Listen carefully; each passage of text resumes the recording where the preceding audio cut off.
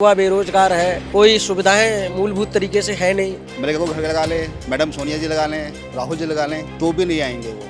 किसी के कहने से कुछ नहीं होता बेटा।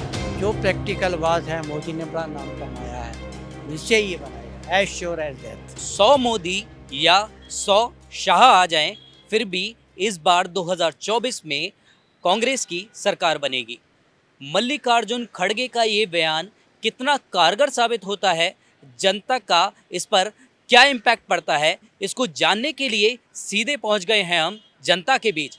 जानते हैं उनका क्या इस पर रिएक्शन है, वो किसको अपना अगला मुख्यमंत्री या प्रधानमंत्री चाहते हैं। सर, मल्लिकार्जुन खड़गे ने एक बयान दिया है जिसमें उन्होंने कहा है कि 100 मोदी या 100 शाह आ जाएं, फिर भी 2024 में कांग्रेस की सरकार बनने जा रही है। आप इसे कैसे देखते हैं? क्या रहेगा, कितनी सच्चाई है इस बयान में? देखिए सर, मैं उनका बयान तो सुना नहीं हूँ, बट मुझे अपने अनुभव के आधार पर कह सकता हूँ कि जिस हिसाब से रिक्रूटमेंट है नहीं, युवा बेरोजगार है, कोई सुविधाएं मूलभूत तरीके से है नहीं, तो जिस हिसाब से इन्होंने पैदल यात्रा अपनी जो निकाली है राहुल जी ने, उस आधार पर हम ये कह सकते हैं कि ये खड़गे जी का जो बयान है उससे तो मैंने सुना नहीं, ना मेरा इससे कोई लेना देना है, बट मुझे लगता है कि चेंजेस सेंटर में आएंगे, क्योंकि युवा बहुत बेरोजगार है, उसके पास काम नहीं है। पढ़ा लिखा आदमी भी एक तरीके से ये स्ट्रगल कर रहा है कि वो 20,000 25,000 कमा ले कैसे भी, और सारी चीज़ों पे टैक्सेबिलिटी इन्हेंस होती चली जा रही है। अभी देखिए इंश्योरेंस को टैक्सेबिलिटी में ला रहे हैं, ये जो आदमी एक इनकम टैक्स से बचने के लिए इनकम इन्हेंस करता था, तो इंश्योरेंस को भी इन्होंने टैक्स में ला दिया। तो ये चीज़ें दो करोड़ लोगों को रोज़गार देंगे, इस तरीके का कह करके इतने लोग पढ़े लिखे घूम रहे हैं। जो हमारे पास एक ऐसा कंट्री है जिसमें बहुत सारे लोग जवान लोग हैं, यंग मतलब यूथ है हमारे पास, उनको हम यूटिलाइज नहीं कर पा रहे। वो सारे मतलब पढ़े लिखे होकर के स्टाइपेंड इन्होंने ख़त्म कर दिए, बहुत कम चीज़ें इन्होंने ख़त्म कर दी, जिससे बच्चा आगे नहीं रिसर्च में जा सकता, नहीं कुछ कर सकता। तो वो चीज़ों के हिसाब से मुझे लगता है कि ये मेरी अपने ओपिनियन है कि शायद चेंज होंगे। एक्चुअली सर क्या है कि जब हमारा देश स्वतंत्र हुआ था तो हमारे पास कुछ था तो था नहीं। बहुत सारे पीएसयू डेवलप किए उन्होंने, बहुत सारे प्राइवेट सेक्टर में गवर्नमेंट के अपने एंटरप्रेन्योर दिए गए। वो इसीलिए मोनोपोली थी कि लोगों के रेट बड़े ना हो पाएँ, किसी एक प्राइवेट का हाथों में ना चली जाए चीज़ें। वेलफेयर का काम चला, जैसे इलेक्ट्रिसिटी डिपार्टमेंट था, वो एक प्रॉपर तरीके से चलता था कि भाई आपके मतलब मोनोपोली कंट्रोल में रहे, कोई रेट इनहेंस ना हो। तो इस तरीके से चीज़ें थी, और पीएसयू डेवलप किए उन्होंने, बहुत सारे ऑर्गेनाइजेशन बनाए जिसमें गवर्नमेंट की हिस्सेदारी रखी। तो उससे यूथ को रोज़गार मिलता था। एक मिडिल क्लास फैमिली का बंदा अपने आप पढ़ लिख करके इंजीनियरिंग करता है, मेडिकल में जाता है या फिर लॉ करता है, तो बस देखता है कि मैं अपने घर में एक रोज़गार मिल जाएगा, एक गवर्नमेंट की नौकरी मिल जाएगी, तो मुझे उससे मेरा घर चलता चलेगा। प्राइवेट सेक्टर में क्या है, वो बेसिकली आपको 10 महीने 5 महीने 1 साल रखते हैं, फिर दिक्कत हो जाती है, स्टेबिलिटी नहीं है, उसको अपना करियर नहीं बना सकता, वो फील्ड भी स्विच करता है। तो ये चीज़ें दैट्स अ डिफरेंट। तो मुझे लगता है कि ये इनकी स्ट्रेटजी पे थोड़ा-सा बीजेपी को ये बहुत दिक्कत करेगी, और बहुत सालों से हमने दोबारा भी मौका दिया है इन्हें, 14 के बाद में दिया, अगली बार दे दिया, तो ये चीज़ें ठीक भी नहीं है। इनका बस एक 4-5 जो मोनोपोली है इनकी, कि एक ही लोगों के हाथ में दे दो चीज़ों को, और उस आधार पर आउटसोर्सिंग कर दिया सारे जॉबों को। तो मेरा कहना तो ये है कि अभी हम यूथ हैं, आगे आने वाले समय में हम ओल्ड हो जाएँगे, क्या होगा उस समय, हमारे पास कुछ होगा ही नहीं, स्टेबिलिटी नहीं होगी। अब आफ्टर कोविड में आप देख रहे हैं कि कोविड में कौन से प्राइवेट हॉस्पिटल ने हेल्प की थी। अगर हमारे पास गवर्नमेंट से इंफ्रास्ट्रक्चर नहीं होता हेल्थ का, तो हम कैसे कवर कर सकते थे? Not not possible. किसी प्राइवेट हॉस्पिटल ने बोला था हम आके वैक्सीन लगा रहे हैं, किसी के साथ दया दृष्टि की, जो एडमिट हो गया वो निकल गया, और जो गवर्नमेंट में था वो बच गया। तो ये एक ऐसा स्ट्रक्चर है जो रिसर्चों से और एडिटोरियल भी आते हैं, उनसे बच्चे पढ़ते हैं, तो मुझे लगता है कि इस पे गवर्नमेंट को थोड़ा ध्यान देना चाहिए। जी बिल्कुल। मेरे को घर लगा लें, मैडम सोनिया जी लगा लें, राहुल जी लगा लें, तो भी नहीं आएंगे वो।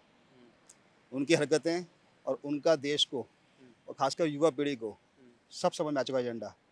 वो जैसे हैं कभी ज़िंदगी में नहीं आ सकते, ज़िंदगी में नहीं आ सकते। सर, क्या वो वजह रही हैं कि ये जो मुद्दा बन गया है और कहीं ना कहीं युवा उससे सबसे ज़्यादा टारगेट होता हुआ नज़र आ रहा है? हर किसी की यही राय है कि युवाओं के लिए नौकरी नहीं है और युवा उसमें सबसे ज़्यादा प्रताड़ित हुआ है। तो ये इससे आप कैसे देखते हैं? नौकरी तो क्या है, कांग्रेस के टाइम में कभी नहीं थी। युवाओं तो पहले भी युवा बहुत सारे थे, आज भी युवा बहुत सारे हैं।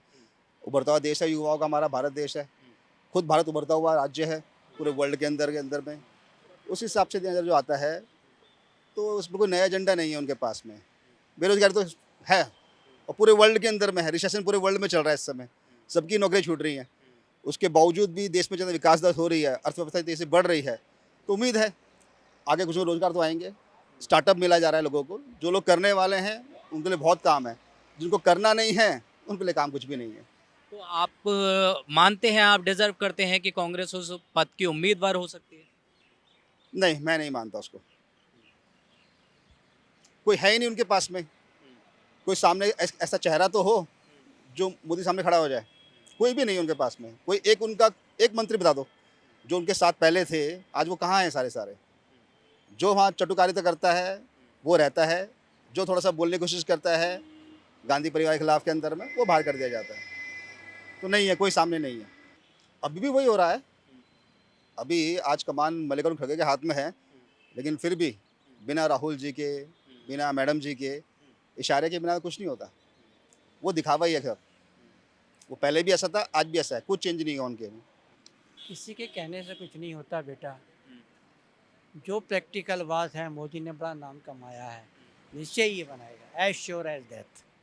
कांग्रेस की अभी सरकार बनेगी नहीं। और जो मल्लिकार्जुन खड़गे ने जो कहा है, वो एक चीज़ समझिए, इतने बड़े नेता और इस तरह की बयानबाजी सिर्फ कांग्रेस पार्टी में ही संभव है। और जिस तरह की बयानबाजी कर रहे हैं उससे तो मतलब लोग जो सोचते हैं समझते हैं वो उन चीज़ों से दूर हो जाते हैं। मान लीजिए भरोसा विश्वास कैसे करेगा कोई? आप ऐसी बयानबाजी आप एक देश के प्रधानमंत्री के प्रति, चाहे बीजेपी अभी तो वही सत्ता में है, उसके प्रति ऐसी बयानबाजी आप कर रहे हैं, ये शोभा नहीं देता है एक अच्छे नेता की। और अभी जनमानस में ऐसी 2024 में उम्मीद नहीं है कि कांग्रेस सत्ता में वापसी कर पाएगी। जिस तरह से ये बयानबाजी, चाहे राहुल गांधी का वो पद यात्रा हो, कोई भी हमें नहीं लग रहा है, कोई संभव नहीं है। तो जैसे कि आपने देखा, लोगों का साफ तौर पर कहना है कि ऐसी बयानबाजी तो अक्सर होती रहती है। लोगों का जो प्रैक्टिकली उन्होंने अनुभव किया है वो साफ तौर पर है कि इस बार जो सरकार बनेगी उनके तरीकों से और उनके सुझाए हुए नेता से ही बनेगी। कोई भी नेता आ जाए या कोई भी अपनी भविष्यवाणी कर दे, उससे सरकार नहीं बनने वाली है। आपकी क्या है इस पर राय, हमें कमेंट कर ज़रूर बताएं। कैमरामैन अनिकेत के साथ नवदीप शर्मा की रिपोर्ट, दिल्ली। आप देख रहे हैं सौगंध टीवी, सौगंध वतन की।